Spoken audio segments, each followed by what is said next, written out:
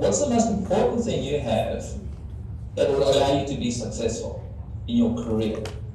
And I thought that's an interesting article, so I obviously read the article. And I thought maybe it's your skills, it's your network, it's your experience, it's your qualifications, it's your achievements. I had all this going in my mind. And they said, no, the one thing that is the most important for your success is your reputation. It's your reputation. Your reputation is how other people talk about you. That's what your reputation is. So how do people talk about you? Now, I imagine in NuSkin, the reputation that you want to create is someone who's consistent, who is supportive, who shows up with energy and enthusiasm and drive, who is the embodiment of courage and also the embodiment of encouragement. Right? These are the things you might assume would be necessary in building your brand, your personal brand. Because this is going to be the secret sauce for your ability to drive a successful business. So the article went on to explain what your personal brand is. And that's what we're going to start off with. How do you build a personal brand? So what are we going to call this? We're going to call this, it's going to be your brand, right? The brand is you. What's your brand? And the idea here is that you build 3 elements. And each of these require a degree of work, a degree of commitment, a willingness to learn, but also a willingness to focus on areas where you need development. And so where there's gaps in your skills or gaps in your mindset or gaps in attitude, you must go and harvest and find out or get the support necessary to be able to flesh out this powerful persona that becomes who you are.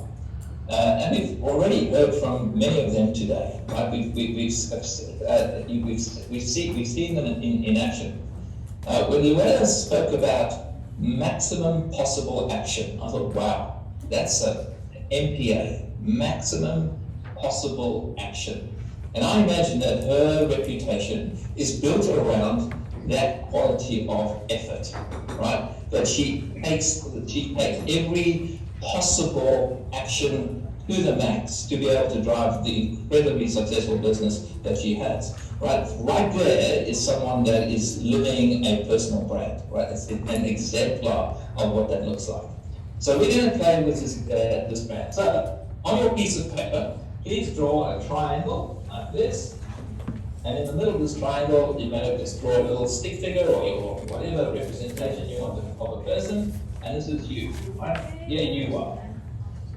So we need to think about 3 components that's going to support you in your personal brand.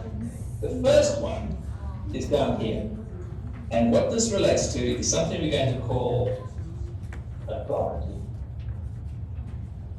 Now, what is authority? Authority is all the stuff that Joe was talking about. Products.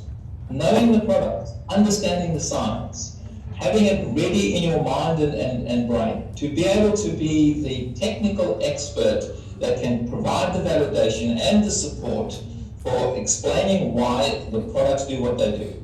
That's authority. Authority is bringing technical competence, qualification, it's bringing expertise. And it is part of your personal brand in this business, is to do the due diligence around that. Because I've seen this in the past with other companies that rely on this idea of social selling, is that they sell the idea, they sell the promise, they get excited, but ask questions, interrogate a little bit more, their knowledge around the detail is not substantial. And it immediately creates a question mark in the mind of the listener. Because if you bring the science and you can bring the validation and you can show the research and you can support the contention and the claims, we then have legitimacy. And it's a problem because we know that we are dealing in an industry where there are people that are scam merchants. We are dealing in an industry where there have been people who've been burnt by bad experiences. And so your authority is to do with credibility. And the credibility in a company that's got a 36-year track record, supported by genuine innovation in its approach, the way it delivers its products and service offerings, and as it continues to do that, then please develop that knowledge and that nous. You've got to do your homework. But authority is also everything that you bring outside of that. In other words, it's what you bring from your past. Now, some of you have left, companies that you run yourself, and Susan, what, 20 years, Susan, in your own recruitment company, and of course personal challenges, but you decide to go on your own, start your own business. Well, that's part of your authority, right? When Sharon was talking about being a financial analyst, well, that's part of your authority, right? So what you've done in your past is all part of your story, right? And people will learn from the story. But here's another authority: a single mom who's raised 3 children. That, in and of itself, is a glorious authority. Because anyone who's done that successfully and done that well, for me, earns more respect than someone that might have had a good career. Because they've had to struggle with challenges that most people do not even appreciate and understand. So this is what we talk about when we say own your story. Own who you are. Fierce pride in who you are and what you stand for. And this is part of this authority piece. Because it is your story that we all know how powerful this is.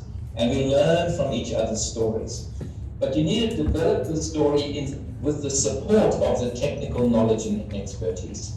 And to really ensure that you are doing the homework and doing the due diligence around product knowledge and awareness that supports your ability to be able to respond to challenge, to describe in detail, and to back up your claims. This is all the authority piece.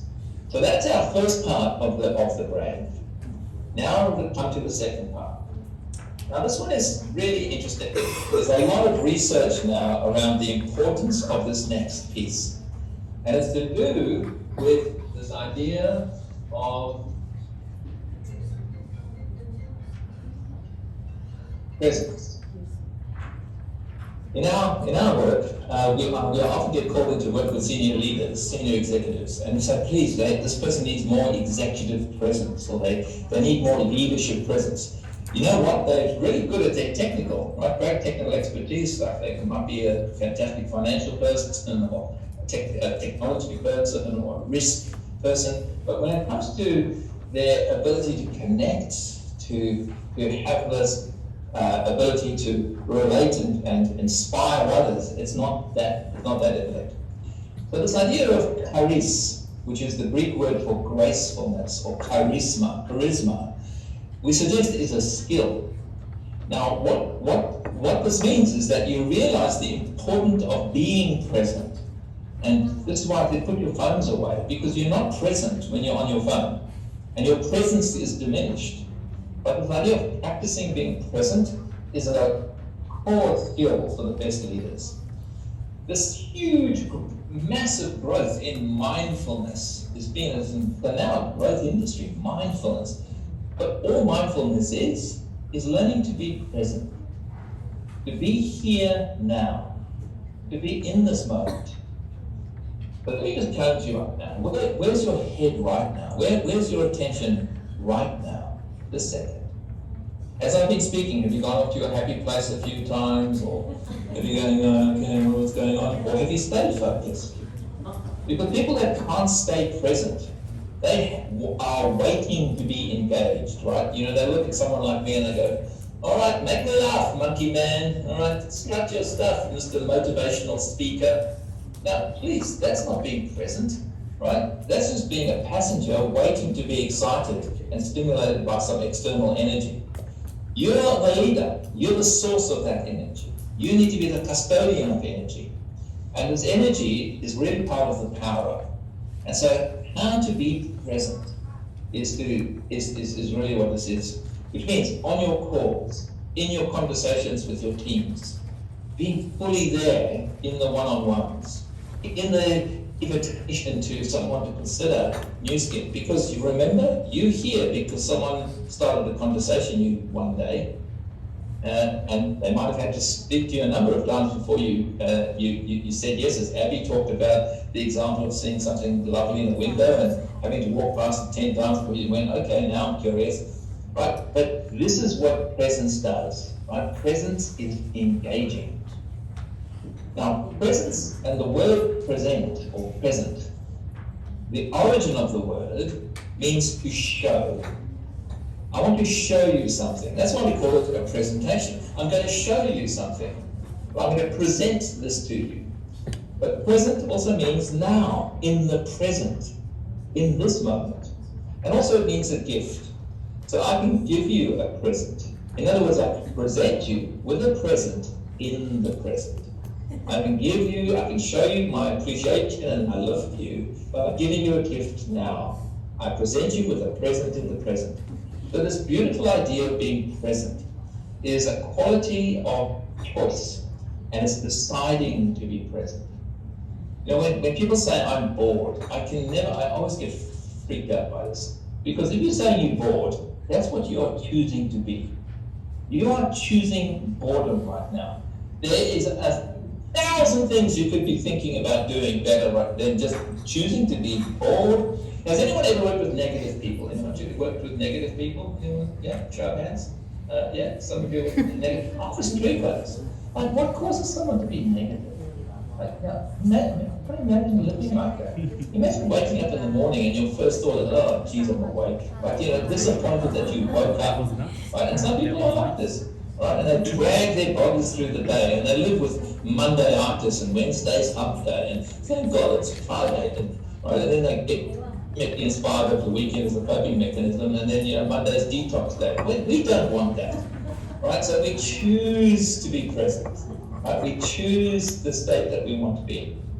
Now I'm going to talk about this in more detail later around mindset, because it's a nice idea. Right? It sounds pretty ambitious, but I can tell you that energy is a choice. Energy is a choice. So I wonder what your energy choice right now might be. What's your energy choice this second?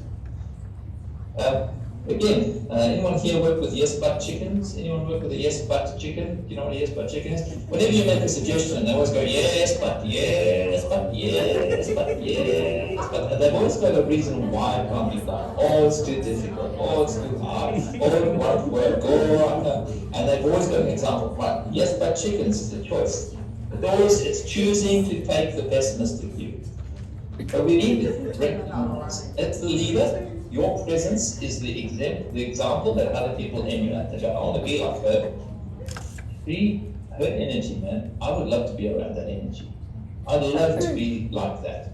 Now, are there days when you just want to lie on your bed in a fetal position and make small mewing sounds? Yes. Are there times when it is a bit hard and tough and you're feeling a bit down? Yes. It's natural. It's human.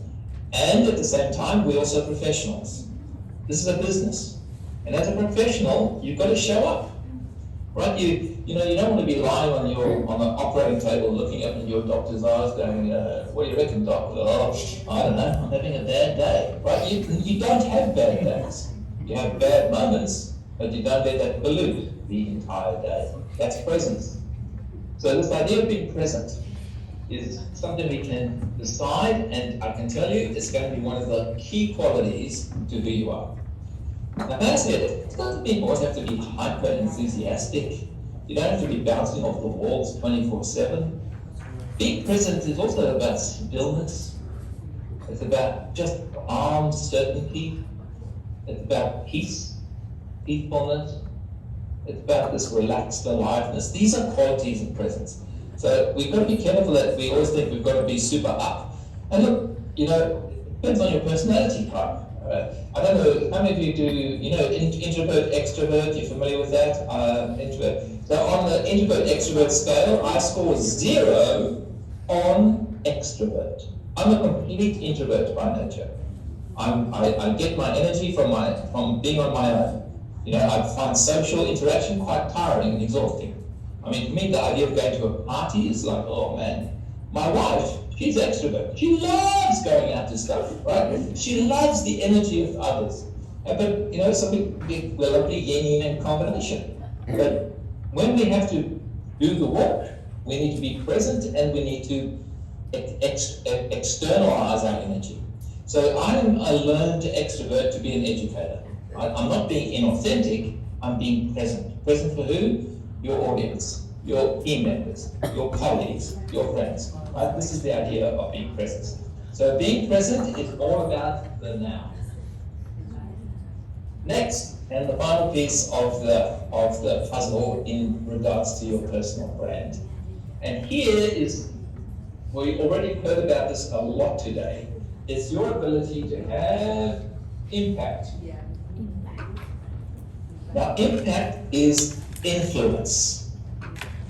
You change the way people feel, the way they think, and the way they behave. That's influence. Someone of influence will intellectual architecture, their mindset, will awaken emotional energy, hopefulness, and excitement or enthusiasm, and at the same time will cause behavior, cause action to follow, getting people to yes, to do the work. All right, change the way think, feel, and behave is impact. Now, if you think about your business, you think about Nu Skin, right? What do you sell? What are you essentially selling? Yes, you are selling beauty products, you're selling health products, right? These are the things, right? This is the stuff. But what you are also selling is you're selling the future. I'm selling you the possibility of managing your health better, managing the way that you can care for yourself. You're selling the idea, if you're selling your business, you're selling the idea of financial independence and freedom. This is what you sell, right? So the ability to have impact is all about the future. When Susan was, when Sharon was sharing this story this morning, Sharon Fu, and she just said, so I took 7 years off to raise my children. I mean, what? 7 years? You could take 7 years off? What? Right? And the moment I heard that, I went into my own head and I thought, imagine having that freedom, that you can just take 7 years off and your business still grows. Right? I became instantaneously envious. I can't do that in my business as an educator. I have to educate. If I'm not educating, it doesn't work. I mean, I do have a pool of other educators. But this idea of that's something, well, talk about planting an idea for the future. And I'm sure when Sharon tells that story to your team members, they must think, they go into their minds going, imagine having that gift of being there for your children for the first 7 years of their life, to be with them for their first step, their first work, all of that. This is the power, this is impact, right there, bam, impact. Hit me between the eyes. And this is really the communication skill, your ability to articulate, excite, and evoke the possibility of what the future could be like if you choose to play in this business, but at the same time, for those that want to use the products, the potential that it creates for their own lives, the fact that they will feel healthier and feel better about themselves, and to maintain their ability to look young and healthy is an aspiration we all want. So here is the combination of these three. Now, what's the challenge to you? Well, the challenge is that your ability to be strong in all three is the requirement of leadership. If you find yourself that in a team environment, if you work with a partner, sometimes you can balance this, right? So I know Sharon's husband's Daryl, I think. So if you're on partnership together, then sometimes one can play one of those roles stronger than the others. If you're on your own, then you will develop that strength. But through your team as well, you also need to support them and support them in their areas of weakness. The best way to learn something is to teach it. So what I'm going to suggest is you're going to get back with your teams and you're going to sit down and say, I just went and had this session, our power up session, and I learned a few things. Can I share this with you? Because when you show this to other people, they go, oh, okay, I can see where I need some work. I can see I could work more on my presence. You know what? I need more confidence to be more impactful. I don't know what stops me going and having conversations. Why am I reluctant to do the work? Why don't I do it? Because, you know, this is, the formula is there. We've got the proven track record of those that have gone before us. The steps are available. The how is the recipe. You can follow the recipe, it's successful, follow. It was Sharon who said success is boring. I just love that. I just love that idea. If you do it well, it's better. Successful again. Same old success. That doesn't ever stop. Well, I love that, just that juxtaposition of that idea, right? To play with that idea.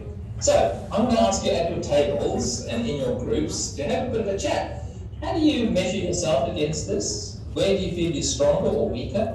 For those of you that are at home and on your own, if you are not sitting in one of the hubs, just have a minute or two just to reflect on it and look at the triangle and think, I can see what I can lift up and grow. And so we're going to spend 3 minutes just having a bit of a chat with your colleagues around what's your personal brand. Off you go.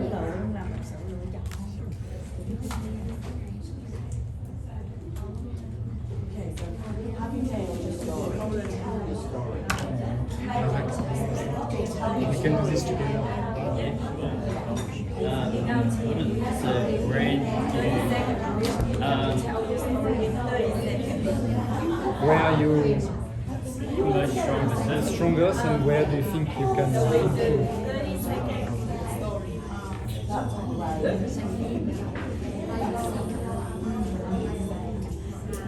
I think I'm pretty good with the prison. You know?